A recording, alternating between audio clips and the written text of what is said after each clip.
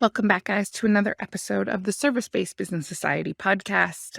I am your host, Tiffany-Ann Bottcher, and tonight we are going to be talking about an important topic that is so near and dear to my heart.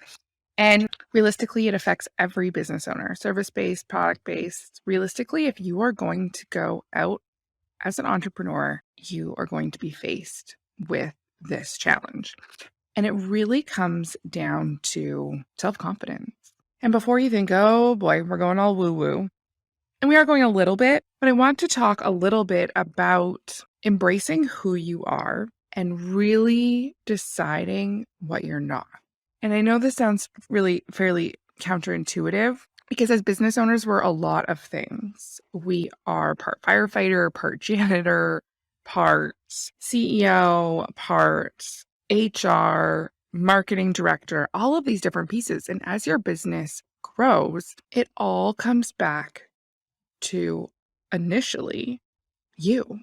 Because here's the thing, most people do not start a business with a whole bunch of budget. You start your business with this vision, this idea, and you think, okay, I'm going to dive in. And so either you're going to be working full-time on your business, or potentially you are working part-time on your business and juggling life, maybe another job, maybe another business. I often talk to entrepreneurs who have multiple businesses on the go. And so at one point in this process, you're it. You're all the things. And so you're putting a lot of trust in yourself. And so I was on a call today where a business owner who has been working really hard for almost a year, getting things really ready for the launch of her business. And so lots going on in the background. And now it's time to jump. It's time to take that leap of faith and realistically trust yourself and enjoy the moment of all of the work coming together. And so we were talking through some logistical pieces, and we were solving some challenges and how this new exciting opportunity was going to come to fruition and how this was going to be great and all of these things. And towards the end of the conversation, I heard her say, well, I'm going to have to decide if I'm going to take the opportunity. And I immediately kind of thought, well, why wouldn't you take the opportunity? And, I really appreciate the honesty. And she said, it's really just me. It's really just me that would prevent, because I said, what would prevent you from taking this opportunity? What challenge do we need to sort out? And she said, it was just me. It's just me. So there's two pieces. My mind immediately goes to, okay, well, you're really not going to be any more confident a month later. So sure, this opportunity had come up, and this is common when you're getting started on your business, where you're not quite ready. You're almost ready, but you're not quite ready. And so I hear a lot of this online. People say done is better than perfect, imperfect action.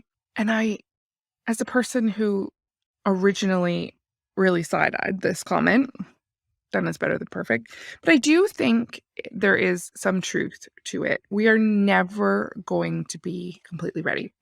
Never. Because we cannot actually predict every single outcome. And we cannot solve all problems that we don't know. And a lot of times we can build something, whether it's a system or a process or, launching something new or whatever. And it's not until we actually stress test or, put something under load, under pressure, that we truly get the full picture. So, we can practice, we can do trials, we can do all these things, but we still end up with things we didn't predict, or something doesn't go quite right, or something that worked 500 times previously all of a sudden doesn't work. I was recently on a demo call for some software, and the person who was on the call was clicking this button. She's trying to demo this product for me. And I know this is a very well-known product, widely used. And now she's on the call and she's clicking on this button and nothing is happening. And I can see that she's getting stressed. She's like, oh my goodness, it works every other time. Like, and you can tell initially she's trying to like just make it work.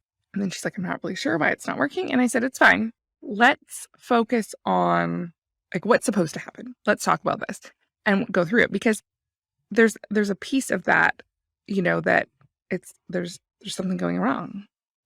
And in that moment, you can see the stress. You can see the confidence. She was completely thrown off what she was doing. And so it took a few minutes to kind of get things back on track, and we carried on. But, when things go wrong, it immediately shakes the confidence. So if I go back to the, initial discussion I was having with my client, and we were talking about, this opportunity coming up, and she was very open and honest about, being nervous. And the decision is, hey, like, let's jump. Let's make this happen. And so, I was thinking about it after, and so I wanted to chat about it here on the episode because, I thought, why in some instances would I say jump and why in other instances would I say hold? Because opportunities come up all the time. Some opportunities are better than others. How can that be decided upon? And I really kept coming back to the piece of determining the root cause or the real reason for the apprehension. If I really think about it in this instance, the apprehension really came down to, I don't want to say insecurity, but really just the unknown, being a little nervous to take that first step and things not being quite finished. And then I think, okay, fast forward 30 days, would anything be different?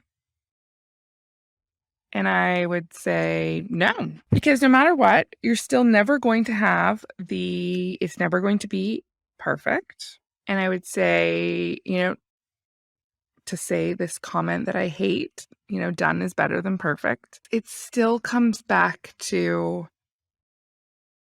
what are the possible opportunities or possible gains from saying yes? What are the possible downsides to saying yes? And really evaluating them at the core. So in this instance, sure, we're not 100% ready, but we're ready. Is it say a product wasn't ready? And when I say product, that could be, a digital product, a digital service. If something is not ready to accept payment, then I would say hold in most situations. But if you are ready to accept payment, it's time to jump.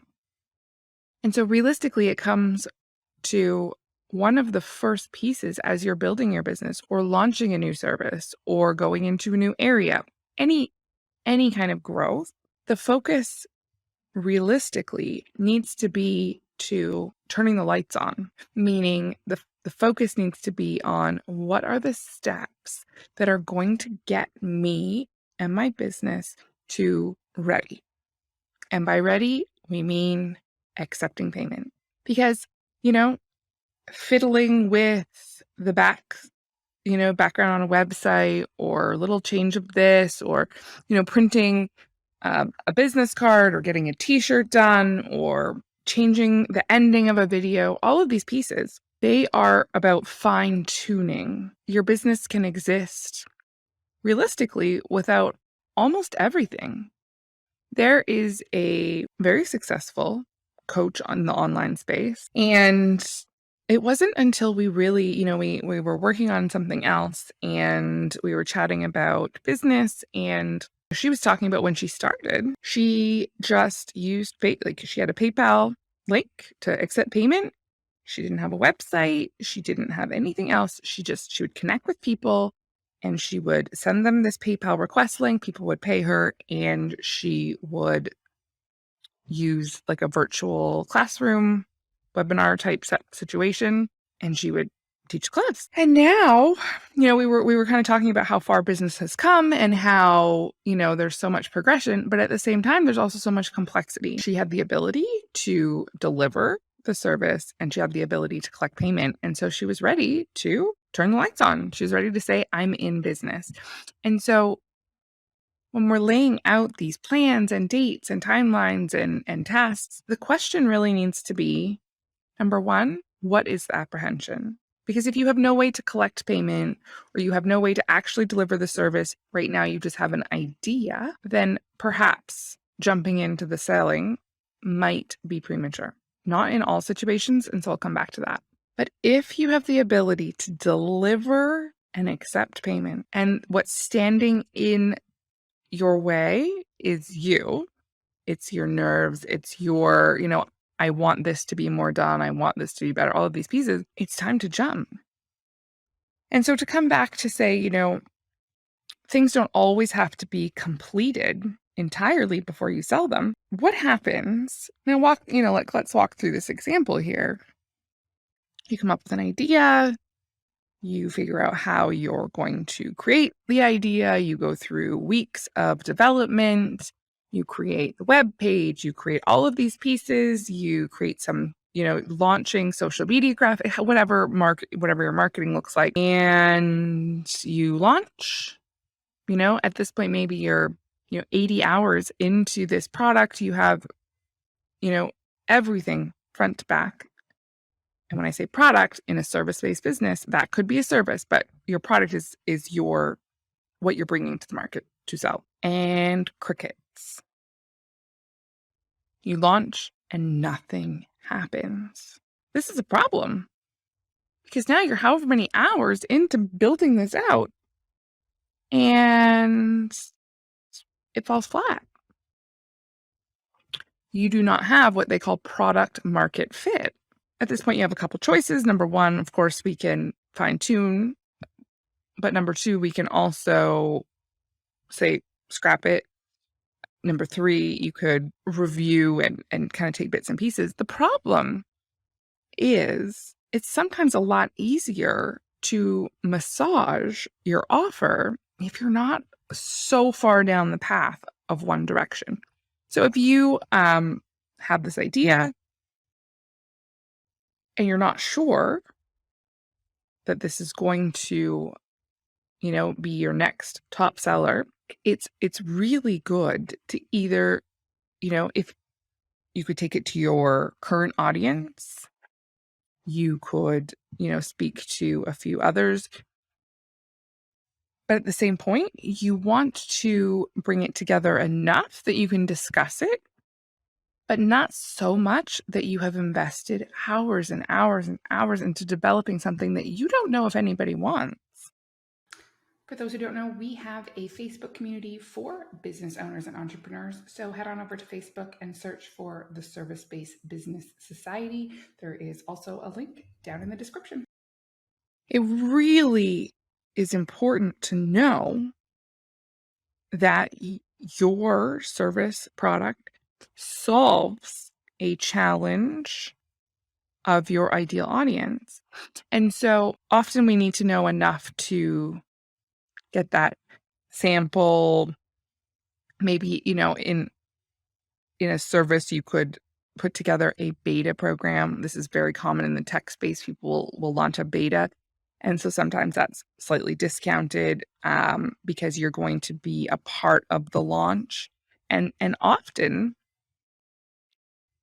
people might really like or enjoy one part of something that you didn't anticipate would be so popular. And maybe you end up going a little further on a specific feature or service. When you are not overly committed to one thing, when you still have that flexibility, you are not worried about, well, we've all been in the spot where you think at this point I'm 80 hours into a project and I don't want to give up because I'm 80 hours into the project. That could be a waste of time. But on the other hand, you're like, I'm 80 hours into the project and it's not going anywhere. When do you decide, hey, I need to pull the shoe. I need to get out of this. It is so much easier to have that decision and discussion with yourself if you're only 10 hours into the project, 15 hours into the project. So I want you to truly think as you're launching these new services or offers or whatnot, that you want to know that somebody wants that product or service before you invest a significant amount of time into building it. So what are other ways that we could do something similar? What are other ways we can find product market fit?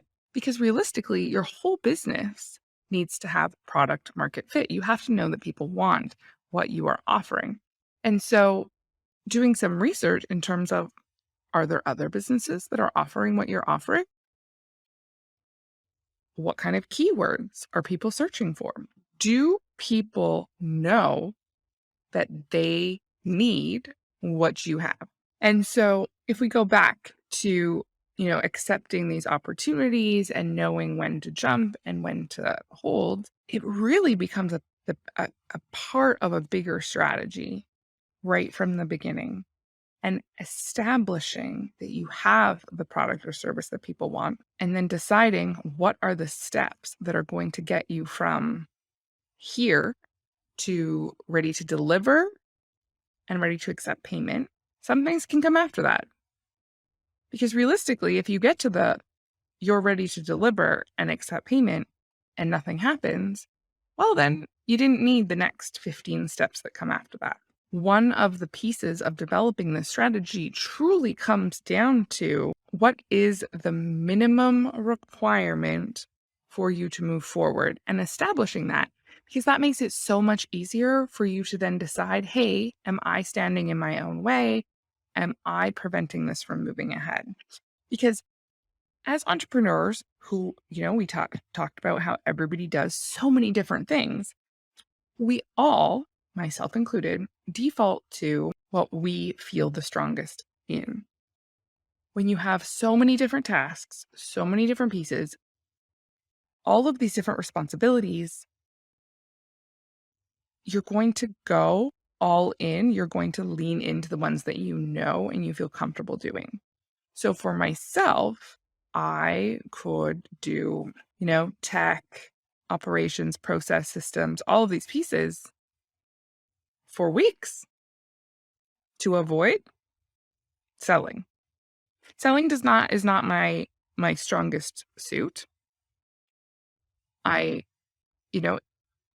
prior to my entrepreneurship journey, I didn't do any sales. And so, and I think I actually did a little bit of sales if I think back, but I wasn't in any formal sales role. And it was really something that I avoided. Now, when you work for yourself and you're an entrepreneur, and we talked about, at the beginning, everything is realistically on you.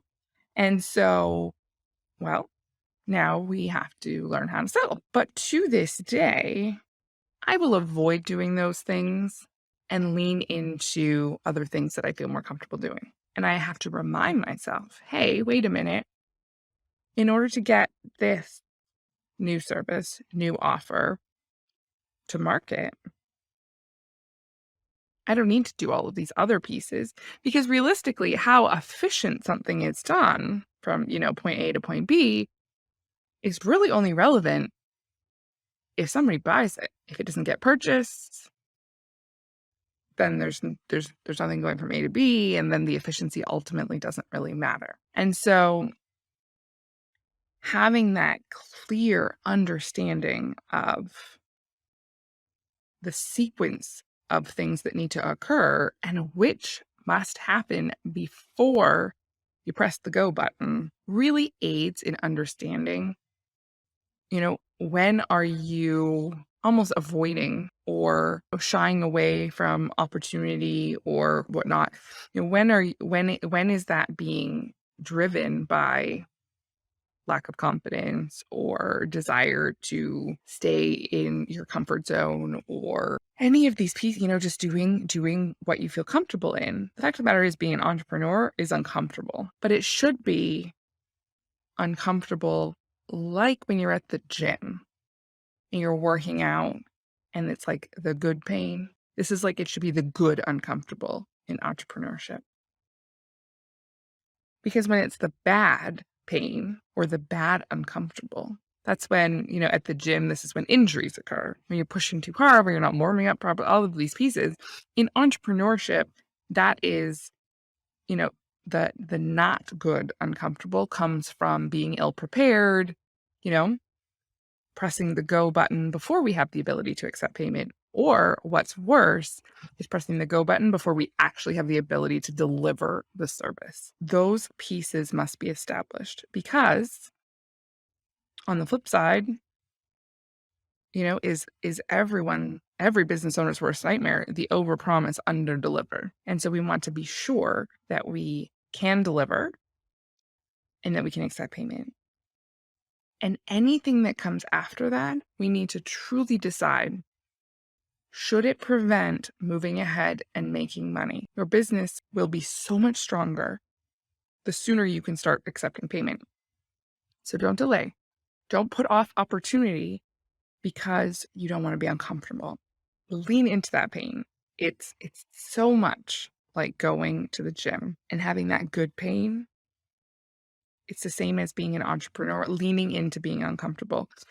And if I think back to, a number of different episodes that we've had and some others that I've recorded that will launch very soon, there has been so many people, experts in a variety of different topics, all that really come to that we must lean in. We must proceed, even when we want to pull back. And that really is part of being an entrepreneur. I will laugh and joke and say, I have not seen my comfort zone since the day I left my previous job and started on this path of entrepreneurship. And it is truly a rewarding, beautiful journey, but not without challenges and definitely not without discomfort. So I encourage you to lean into being uncomfortable, recognize when your discomfort is preventing forward momentum. Really look at, if you're saying no to an opportunity or you're holding back, you're not pushing forward, what is the root cause of this? Why are you shying away? Because if it's a fear of not being able to deliver, is that fear founded? Is that really just insecurity? And being able to decipher between some of these pieces will truly help you move forward. It will help you know what is good discomfort and what is just discomfort, and when you should be listening to your intuition and when your intuition is possibly having a moment of imposter syndrome. When you can work through these challenges, you can continue to push and progress and continue to grow, both professionally as an entrepreneur and in your business, but also personally. Because when you are a stronger person overall, when you are making decisions that come from the right place and not from insecurity rearing its ugly head, we as people can rise to the occasion and do amazing things in our business. So I want to thank you for listening to the episode today. And if you have any comments or questions, please be sure to join us in the Facebook community. So you can go onto Facebook and search for Service-Based Business Society. And I look forward to connecting with you there. And that's all for this week.